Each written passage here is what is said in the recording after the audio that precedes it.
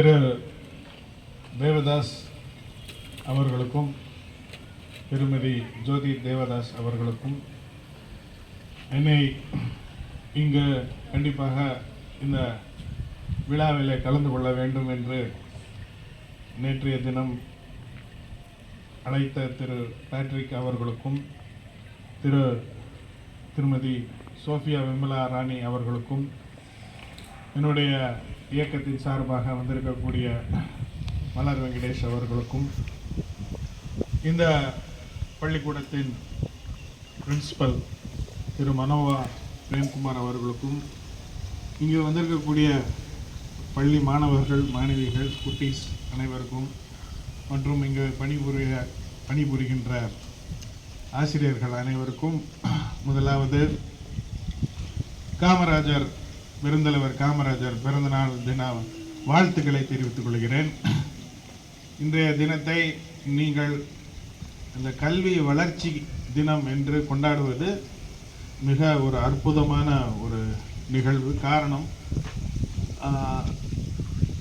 இவ்வளவு ஆண்டு காலம் கழித்தும் காமராஜர் மறைந்த பிறகு இவ்வளவு கிட்டத்தட்ட 50 வருஷம் கழிச்சும் இன்னைக்கு நம்ம காமராஜரை நினைவு கூறுகிறோம் என்றால் பெருந்தலைவர் காமராஜர் இந்த மாநிலத்துக்கும் இந்த தேசத்திற்கும் என்ன பங்கு வகித்திருக்கிறார், என்ன செஞ்சிருக்கிறார்ன்றதை இன்னைக்கு இந்த குட்டி குழந்தைகள் மத்தியில் நம்ம பதிவு பண்ணுவதற்கு ஒரு அருமையான வாய்ப்பு. அவங்க பாவம் குட்டி சுறா ரொம்ப நேரம் நிற்க வச்சுருக்காங்கன்னு நினைக்கிறேன். நான் வரப்பயே எல்லாம் ஆடிக்கிட்டு இருந்தாங்க. இப்போ அதனால் ஒரு சில கருத்துக்களை மட்டும் நான் உங்கள் மத்தியில் வைக்கணும்னு யோசிக்கிறேன். இந்த பள்ளிக்கூடம் ஆரம்பித்தது எப்படின்னு திருமதி ஜோதி தேவதாஸ் அவர்கள் சொல்லிட்டு இருந்தாங்க. அவங்களுடைய அப்பா 2ஆம் கிளாஸ் தான் படித்தவர். அவருடைய கனவு வந்து அவங்க ஒரு நல்ல பள்ளிக்கூடத்தை ஆரம்பித்து இந்த தேசத்தில் இந்த மாநிலத்தில் பலருக்கும் கல்வி எடுத்துகிட்டு போகணும் அப்படின்ற ஒரு உன்னதமான நோக்கத்தின் அடிப்படையில் உருவாக்கப்பட்ட இந்த பள்ளிக்கூடம். இதை வந்து இங்கே இருக்கிற குழந்தைகள் அனைவரும் தெளிவாக தெரிந்து கொள்ள வேண்டும். ஒரு தனி மனிதனுடைய வாழ்க்கையில் நீங்களாம் நல்லா வளர்ந்து ஒரு நல்ல வேலைக்கு போய் நல்லா ஜாலியாக இருக்கணும்னா ஃபஸ்ட்டு என்ன தேவை? படிப்பா. இதெல்லாம் முதலே சொல்லி கொடுத்துருந்தாங்களா? எல்லாம் ஒழுங்காக படிக்கிறீங்களா? பொம்பளை பிள்ளைய தான் தலையாட்டுறாங்க, ஆம்பளை பசங்க திருன்னு முழிக்கிறாங்க. ஒழுங்காக படிக்கிறீங்களா? படித்து என்ன ஆகணும்?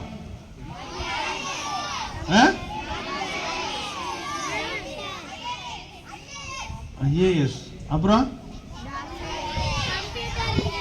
கம்ப்யூட்டர் இன்ஜினியர், அப்புறம் டாக்டர், அப்புறம் ஆர்மி. Very good. அப்புறம் இங்க வா. உன் பேர் என்ன? இங்க வா, இங்க வா, ஓடி வா. உன் பேர் என்ன? நீ எத்தனை கிளாஸ் படிக்கிற? தேர்டா? நீ என்ன ஆகணும்னு சொன்ன? கலெக்டர். இந்த கம்பத்தை பிடிச்சிக்கிட்டே ஆடிக்கிட்டு இருக்க. இப்போ இருந்து பார்க்குறேன். சரி, வெரி குட். ஸோ ரூபாநந்தினி வந்து என்ன சொல்லுது? கலெக்டர் ஆகணும், டாக்டர் ஆகணும், இன்ஜினியர் ஆகணும். யாரும் நான் வந்து டீச்சர் ஆகணும்னு சொன்னீங்களா? யாரும் சொல்ல மாட்டேங்கிறாங்களா? யாரும் நான் வந்து அரசியல்வாதி ஆகணும்னு சொல்கிறாங்களா? சொல்ல மாட்டேங்க. சிஎம் ஆகணுமா? யாரு சொன்னது? ஓடிவா, ஓடிவா. உன் பேர் என்ன? சிஎம் ஆகணும்னா 2 பேர் வரீங்க, ஒரு சிஎம் தான் இருக்க முடியும். ரஜித், உன் பேர் என்ன? உனக்கு என்ன ஆகணும்? Very good. ஜேடன் என்ன சொல்றாப்புல? ஐஎஃப்எஸ் ஆகணும். உன் பேர் என்ன? பிரதீஷா? பிரதீப், நீ என்ன ஆகணும்? தைரியமா சொல்லு.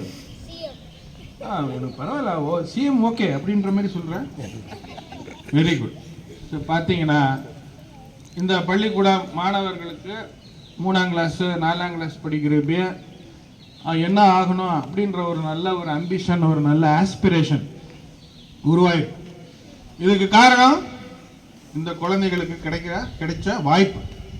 1ஆம் கிளாஸ் 2ஆம் கிளாஸ்லேயே இந்த பிள்ளைகளுக்கு IASன்றாங்க, IFSன்றாங்க, என்னென்னமோ சொல்கிறாங்க. அதான் தேவதாஸ் சார் சொல்கிறப்ப அவங்க படிக்கிற காலத்தில் காமராஜர் பள்ளி கட்டி கொடுத்த பள்ளிக்கூடங்களில் படித்து வந்தவங்களுக்கெல்லாம் IFS, IRS, ஆர்மி இதெல்லாம் தெரியுமா? தெரிஞ்சிருக்கிற வாய்ப்பே கிடையாது. ஆனால் இன்னைக்கு தமிழகத்தில் எனக்கு என்னை அறிமுகப்படுத்தின திரு பிரேம்குமார் வந்து தாராபுரம் அதெல்லாம் கரெக்டு தான். நானும் இந்த வார்டில் 4ஆம் தெருவில் இருக்கிற ஆள் தான். அதனால தான் இவங்க டக்குன்னு பிடிச்சிட்டு கூட்டிகிட்டு வந்துட்டாங்க. இந்த இடத்துல இவ்வளவு அமைதியான ஒரு சூழ்நிலையில் உங்கள் அனைவருக்கும் ஒரு அருமையான பள்ளிக்கூடம் உருவாக்கி அதில் வந்து நல்ல குவாலிட்டி எஜுகேஷன் இங்கே கொடுக்குறாங்கன்னா இதுக்கு அடிப்படை விதை விதைச்சவர் வந்து காமராஜர். 1950களில் பள்ளிக்கூடங்கள் ரொம்ப கம்மி, படித்தவர்கள் கம்மி,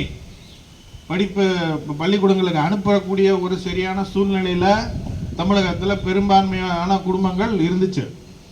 அப்போதான் பெருந்தலைவர் காமராஜர் ஆட்சிக்கு வந்த பிறகு ஊர் ஊராக போய் சுற்றி பார்த்தப்ப புள்ள குட்டிகள்லாம் அந்த மாதிரி குட்டீஸ், உன் பேர் என்ன சொன்ன, ரூபானந்தினி மாரி குட்டீஸ்லாம் சும்மா வீட்டு பக்கத்தில் சுற்றிக்கிட்டு இருந்த குட்டீஸை கூப்பிட்டு கேட்டப்ப, நீ பள்ளிக்கூடத்துக்கு போறியானா? நான் போகிறேன் அப்படின்னு சொன்ன பிறகு, சரி போக, பள்ளிக்கூடத்துக்கு போனால் சோறு யார் போடுவா? அப்போ தான் அவர் பள்ளிக்கூடங்களையும் கட்டி கொடுத்து மதிய உணவு திட்டத்தையும் ஆரம்பித்தார். ஒவ்வொரு 3 மைலுக்கும் இப்போ ரூபானந்தினி வந்து எவ்வளோ கிலோமீட்டர் நடந்து போக முடியும்? ஒரு 1/2 கிலோமீட்டர் நடக்கலாம், 1 கிலோமீட்டர் நடக்கலாம். 10 கிலோமீட்டர் நடந்து போய் பள்ளிக்கூடத்துக்கு போக முடியுமா? முடியாதா? நம்ம டெய்லி நீங்கள் இப்போ நடந்து வர மாதிரி பேசுகிறீங்க, இல்லை பஸ்ஸில் தானே வரீங்க? ஆட்டோவில் வண்டியில் வரீங்களா? யாரும் நடந்து வரீங்களா? Right, very good. ஸோ அப்போ காமராஜர் என்ன யோசிச்சாரு? இந்த பசங்கள்லாம் வந்து படிக்கணும்னா ஃபஸ்ட்டு பக்கத்தில் பள்ளிக்கூடம் இருக்கணும், அப்புறம் மதியானம் நல்ல ஒரு சாப்பாடு கொடுத்தா குட்டீஸ்லாம் வந்து ஜாலியாக விளையாண்டுட்டு சொல்லி கொடுக்குறத படிச்சுட்டு, இப்படி தான் காமராஜர் தமிழகத்திற்கு ஒரு மிக முக்கியமான ஒரு அடித்தளத்தை ஆரம்பித்தார். தமிழகம் இன்றைக்கு ஒரு வளர்ந்த ஒரு மாநிலமாக இருக்குதுன்னா அதுக்கு மிக முக்கியமான 3 காரணங்கள் இருக்கு. ஒன்று வந்து கல்வி, 2வது கனரக தொழிற்சாலைகள், 3வது வந்து இந்த நீர் பாசனத்தை வந்து சரியாக கிராமப்புறங்களுக்கு கொண்டு போனதுனால வேளாண்மை, அக்ரிகல்ச்சர் நல்லா இருந்துச்சு. அப்ப ஒரு பக்கம் வருமானம், ஒரு பக்கம் வேலை வாய்ப்பு, அதை விட மிக முக்கியமானது அடிப்படை கல்வி. ஸோ இங்க இருக்கிற மாணவ மாணவிகள் அனைவருக்கும் நான் சொல்றது என்னன்னா, உங்களுக்கு வந்து ஒரு அருமையான ஒரு வாய்ப்பு கிடைச்சிருக்கு. நிறைய ஸ்கூல்ல நான் வந்து மும்பை, டெல்லி, மணிப்பூர் போன்ற மாநிலங்கள்லாம் சுத்திட்டு இருக்கேன். கிரவுண்டே இருக்காத ஸ்கூலு, 4 மாடி ஸ்கூல் இருக்கும். 4வது மொட்டை மாடியில் கொஞ்சம் தூரம் ஓட விட்டு ரன்னிங் ரேஸ் வச்சு ப்ரைஸ் கொடுத்துக்கிட்டு இருப்பாங்க. இங்கே உங்களுக்கு அமைதியான அருமையான ஒரு சூழ்நிலை, நல்ல தொந்தரவு இல்லாத ஒரு இடம். இங்கே அவங்களுக்கு தொந்தரவு இருந்தால் அநேகமாக வாத்தியார்கிட்ட இருந்து, டீச்சர்ஸ்கிட்ட இருந்து தான் தொந்தரவு இருக்கும். கரெக்டா? ஸ்டூடெண்ட் எல்லாரும் ஆமாம் சொல்கிறதா இல்லை சொல்கிறதான்னு முடிச்சுக்கிட்டு இருக்காங்க. ஆமாம் சார் பாருங்க, சூப்பராக ஐயோ நீ இவங்க உடனே சமாளிக்கிறாங்க பாருங்க. தெளிவா இருக்கான். IFS சொல்ற பசங்களுக்கு தெரியாதா? ஜேடன் எங்க Jaden? Right right, okay okay, ஓடி வராத, அங்கேயும் இல்லை. So students are very much aware. இப்போ டீச்சர் வேலை பார்க்குறது தான் ரொம்ப கஷ்டம். பிள்ளைய அடிக்கக்கூடாது, திட்டக்கூடாது. இதுக்கப்புறமேட்டு அவங்களை எப்படி படிக்க வைக்கிறதுன்னு எங்களுக்கெல்லாம், நான்லாம் வந்து படிக்கலைன்னா சத்துன்னு 4 செவட்டில் 4 சாத்து விழுகும். அடுத்த நிமிஷம் ஹோல் ஸ்கூலும் ஒழுங்காக இருக்கும். இன்னைக்கு அந்த மாதிரிலாம் ஒன்றும் பண்ண முடியாது. பட் எனிஹவ், இந்த மாதிரி இந்த சூழ்நிலையில் உங்களுக்கு படிக்கிறதுக்கு ஒரு நல்ல வாய்ப்பு கிடைச்சிருக்கு. ஒழுங்கா படிப்பீங்களா? படிப்பீங்களா? நீ சிஎம் ஆகணுமா? Very good. ஸோ இந்த மாதிரி ஒரு என்வைரன்மெண்ட், இந்த மாதிரி ஒரு ஈகோ சிஸ்டம் உருவாகி இருக்கிறதுக்கு காரணம் காமராஜர், பெருந்தலைவர் காமராஜருடைய அடிப்படை அந்த ஐடியா. ஒரு இப்போ நீங்கள் வந்து நல்லா படிக்கணும், நல்ல ஒரு இடத்துல போய் செட்டில் ஆகணும்னா ஃபர்ஸ்ட் உங்களுக்குள்ள ஒரு ஐடியா இருக்குல்ல, நான் வந்து சிஎம் ஆகணும், நான் வந்து பிஎம் ஆகணும், நான் டாக்டர் ஆகணும், நான் ஐஎஃப்எஸ் ஆகணும், நான் ஒரு நல்ல கிரிக்கெட் பிளேயர் ஆகணும், ஸ்போர்ட்ஸ் பர்சன் ஆகணும், இப்படின்னு பல பேருக்கு உங்களுக்கு ஒரு அம்பிஷன் இருக்கு அப்படின்னா அது ஒரு ஐடியா. இந்த ஐடியாவை பேஸ் பண்ணி தான் நீங்க உங்க வாழ்க்கையை கொண்டு போறீங்க. அது போலதான் ஒரு மாநிலத்துக்கும் ஒரு தேசத்திற்கும் சில ஐடியாஸ், சில ஐடியாலஜிஸ் ரொம்ப முக்கியம், கொள்கைகள் ரொம்ப முக்கியம். ஸோ அதன் அடிப்படையில் தமிழகம் ஒரு வளர்ந்த மாநிலமாக இன்றைக்கு திகழ்கிறது என்றால் கல்வி கண் திறந்த காமராஜர், பெருந்தலைவர் காமராஜருடைய பங்களிப்பு மிக முக்கியம். அவர் இட்ட அடித்தளத்தின் மேலதான், காமராஜர் இட்ட அடித்தளத்தின் மேலதான் திராவிட மாடல் எல்லா மாடலும் இருக்கு. இதை நம்ம அழுத்தமாக குழந்தைகள் புரிந்து கொள்ள வேண்டும். பெருந்தலைவர் காமராஜர் எப்படி இந்த மாநிலத்திற்கு எல்லா குழந்தைகளும் படிக்கணும்னு ஒரு உயர்ந்த நோக்கத்துடன், ஒரு உயர்ந்த எண்ணத்துடன் இருந்தாரோ, அதுபோல திருமதி ஜோதி தேவதாஸ் அவர்களுடைய தந்தையும் யோசித்த காரணத்தினாலதான் இன்னைக்கு நீங்க எல்லாரும் இந்த அமைதியான ஒரு சூழ்நிலையில ஒரு அருமையான ஸ்கூல்ல படிக்கிறதுக்கு உங்களுக்கு வாய்ப்பு கிடைச்சிருக்கு. அதனால I thank once again mister Devdas and madam Jyothi Devdas who have been very much pursuing this great idea of educating the children. அவங்களுடைய சொந்த ஊர் நாகர்கோயிலாக இருந்தாலும் இங்கே வந்து செட்டில் ஆன பிறகு இந்த ஊர் மக்களை தங்களுடைய மக்களாக கருதி இங்கே இருக்கக்கூடியவர்களுக்கு ஒரு அருமையான ஒரு ஒரு சேவை செய்யக்கூடிய மனப்பக்குவம், ஒரு வாய்ப்பு அவர்களுக்கு கிடைத்ததற்காக நம்ம எல்லாம் உள்ள இறைவனையும் நான் நன்றி சொல்லிக் கொள்கிறேன். மீண்டும் இங்கே வேலை பணிபுரிகிற ஆசிரியர்களுக்கும் என்னுடைய மனமார்ந்த வாழ்த்துக்களை தெரிவித்துக் கொள்கிறேன். ஒரு அருமையான சூழ்நிலையில நீங்க you are inducting one of the, இது ஒரு நோபல் ப்ரொஃபஷன். வாத்தியார்கள் வந்து கூலிக்கு மாரடிக்கிற மாதிரி வேலை பார்த்தோம்னா குவாலிட்டி எஜுகேஷன் கொடுக்கவே முடியாது. அதனால உங்களுடைய கரஸ்பாண்டன்ட், உங்களுடைய பிரின்சிபல், இங்கே இருக்கக்கூடிய சூழ்நிலைகள் எல்லாத்தையும் பார்க்கும் பொழுது ஒரு உயரிய ஒரு குவாலிட்டி. இன்னைக்கு இருக்கிற யூத்துக்கு பெரிய எதிர்பார்ப்பு என்ன? யுனைடெட் நேஷன்ஸ் கைட்லைன்ஸ் படி பார்த்தோம்னாவே என்ன தேவை? Quality education and decent employment. மணிப்பூர்ல பள்ளிக்கூடங்களே சரியா நடக்க முடியாத ஒரு சூழ்நிலையில இருக்கு. காரணம் அங்க இருக்கக்கூடிய அரசியல் சூழ்நிலை அவ்வளவு மோசமா இருக்கிற காரணத்தினால சாதாரண வாழ்க்கை வாழ்வதே ரொம்ப கடினமாக இருக்கு. தினமும் யாராவது 2 பேர் எங்கேயாவது வெட்டி கொல்லப்படுகிறார்கள், சுட்டு கொல்லப்படுகிறார்கள்.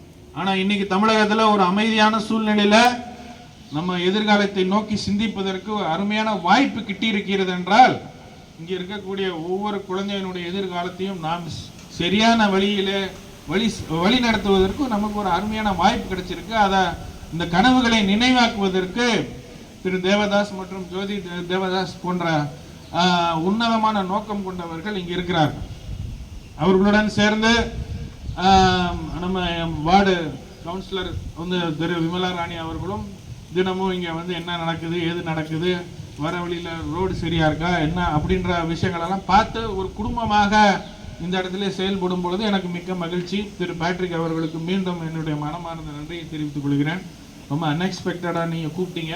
But still I feel it is a great blessing to be a part of this program because யதார்த்தமான குழந்தைகளுடன் சேர்ந்து திரு காமராஜர் அவருடைய 124வது பிறந்த நாளை கொண்டாடுவதில் எனக்கு மிக்க மகிழ்ச்சி. உண்மையிலேயே இது வந்து கல்வி என்ன தினம், கல்வி வளர்ச்சிக்கான தினத்தை கொண்டாடுவதற்கு ரொம்ப அர்த்தமுள்ள ஒரு ப்ரோக்ராமா நான் இதை பார்க்குறேன்.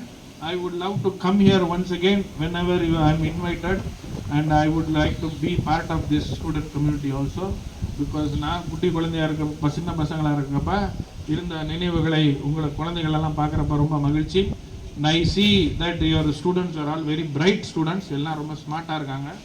இவங்களுக்கு டீச்சராக இருக்கிறது பெரிய பெரிய பிரச்சனையாக இருக்கும் போல இருக்கு. But still I once again want to extend my greetings for Perundalavar Kamarajar and I thank all of you for being so patient. Thank you very much.